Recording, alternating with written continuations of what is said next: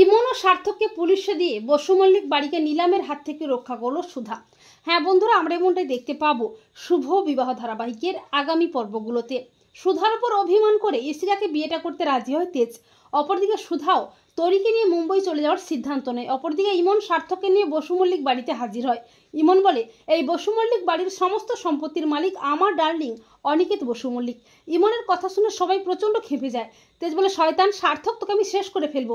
আর ঠিক তখনই উকিল এসে বলে, এই বাড়ি আপনাদের ছাড়তে হবে, এই বাড়িটা বিক্রি হয়ে গেছে। এ কথা শুনে সবাই অবাক হয়ে যায়। বসু মল্লিক বাড়ির সামনে প্রেস মিডিয়া হাজির হয়। আর ঠিক তখনই সুধাও আসে তরিকে নিয়ে। মিডিয়ার লোকজনেরা বলে, বসু মল্লিক বাড়ি বিক্রি হয়ে গেছে, নিলামে উঠবে। এ কথা শুনে সুধা অবাক হয়ে যায়।